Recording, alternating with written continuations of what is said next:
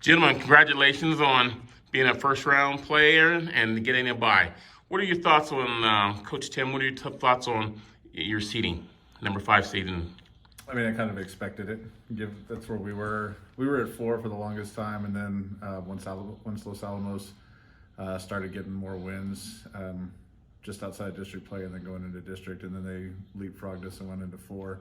And given their strength of schedule and then the rating, like numbers that we were at in the rankings, it didn't look like we were going to have an opportunity to get over them by the time it came for seeding. And so I thought we were going to stay at 5. I was a little bit concerned because Santa Teresa beat us earlier in the season. Sure. And Bloomfield was up there with a 17-2-1 record, I think, and they were like right behind us. And so I was a little bit nervous about that, but I think things ended up staying where they need to be. And then, Coach, talk about you wanted to have a game and you didn't want to buy. Talk a little bit about that. I just think it's important to really get your confidence going into state play. These girls haven't had that opportunity. Last year we were at 4, hosted St. Pius, and they got an opportunity to go and play and then come play us. And the year before that, we lost in the first round. And so having this opportunity to get a game as a higher seed up against a lower seed and come out with a win and then go into that 4-5 game, which is not a bad place to be. I think that'll help us out. Really, I don't want to wait for a full week. It's hard to keep kids this late in the season that invested mentally and emotionally whenever you're having to wait for 5 days before Sure. you play. And then you're going to face Goddard. You beat them twice, 2-1 both times. When do you play them? And you will play them at the Chase. Yeah, we'll play them at the Mac Chase complex on Tuesday. Game time, we don't know for sure yet. Okay. We were was talking with Coach Mop and our AD about it earlier last week, and we were looking at different times. And This Tuesday. this Tuesday, yes, sir. Okay. And Like that's 2 what- days from now. Yes, 2 days Okay. from now. So we got a Okay, day, I just yeah, wanna we make got a sure. day of practice, and which is good, I think, because then, like I said, we're not sitting around like trying to figure out how to stay motivated and stay invested in practices. We got one practice to go out and work hard and get ourselves get our mindset right to where we want to be going into Tuesday. I think we'll play at 6 just because Roswell's right down the road. So Sure. I'm pretty sure that's probably where we'll end up playing. In Roswell. Nope, here. Here. That's what I thought. Here. So we'll be here. It's just they're right down the road from us. Right. So they're not having to travel from the Albuquerque area or anywhere one of the corner parts of the state. So. And Coach, both times 2-1. What kind of challenges do they present for you guys? The one challenge I think that it presents is they know how we play. Sure. But we know how they play. And so the first game was kind of a feeling out process, went into overtime. We finished off of a corner. It was back and forth. We owned the larger part of the game for the first 20 minutes of it. They kind of owned the middle of the game. We started turning it back up at the end of the game. Second game was a little bit more even back and forth. We scored 1, they scored 1 in the first half, and then we got 1 in the second half, and then it just stayed that way through the rest of the game. And we know who they're looking for. They know how we like to play, but I mean, we stretch people out. They play it to one person. They don't really mix it up as much as we do. We can still use both sides. We've been working on utilizing the middle a little bit more, so changing up our attack. So I hope that little bit of a change will be enough to get over the top. Sure. And then finally, Coach, your 17-3 historic record for wins. Can you talk a little bit about, you heard J.P. Marietta talking about strength of schedule and all that maybe have kept you guys out from being a higher seed. Can you talk about maybe if you think you might reschedule? I don't really want to retool my schedule too much. There are some things that I'd like to get rid of, but it's hard when the things I want to get rid of are multiple games, so I'd have to find a large chunk of games to fill those spaces. I don't really think we need to add harder teams. It would be nice to see some Albuquerque area teams or some of the northern teams. So that way, when it does come time for seeding, we have some of those head-to-head that Sure. they did talk about. So where they can they can compare if we're sitting at a lower seed and then they say, oh, well, they played them, so they need to be higher. But I mean, 17-3, it's like you still got to win the game. Right. I mean, we only lost to Mayfield and Hobbs, and then Santa Teresa. And Santa Teresa, we got up at 4 o'clock in the morning and Right. traveled halfway across the state. Sure. So those 3 losses, I mean, they're like good losses to have. in the season just made us tougher. But those 17 wins, you still got to win the game, Right, and I think so you're playing. Hobbs and Santa Teresa made the playoffs, didn't they? Hobbs for the girls made 5.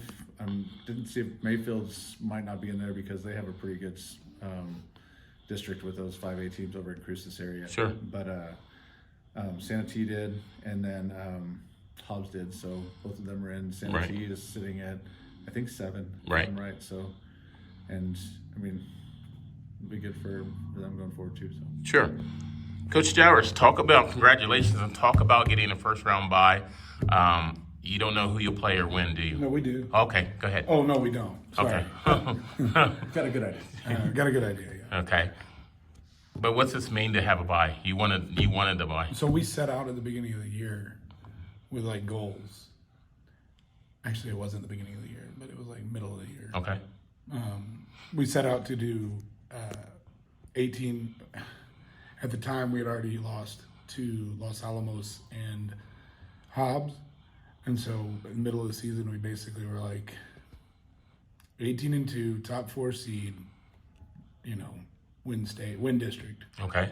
We didn't even set the goal of winning state because we were like, let's just take it one bite at a time. Sure. Let's not overshoot the goal. Let's set the goal that is reachable first before you can, before you make the big goal. Sure. So so we accomplished. I mean, we're 17-3, so we missed that mark. We got the top 4 seed and one district. So two out of three. Yeah. And then, what will you do as far as getting by? Will you rest this week, or will you play this week? Do you know, or do you know if that's going to be next week? We won't play this week. Okay. So I didn't even see when or who is the higher seed, but depending on where Lovington is in that mix. They're on the other side. No, but I don't know if they were the higher seed or the lower seed. Okay. But if they're the higher seed and we can go see them, we may travel to go see them.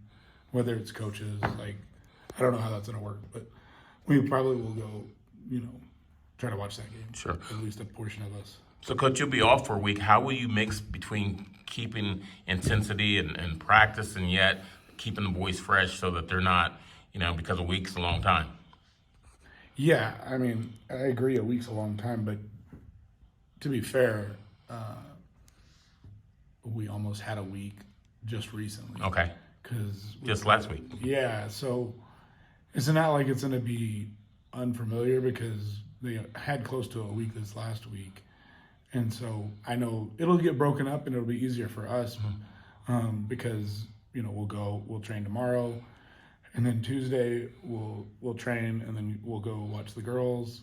And then Wednesday we'll train again, and then Thursday we'll do pregame, or Thursday we'll train. So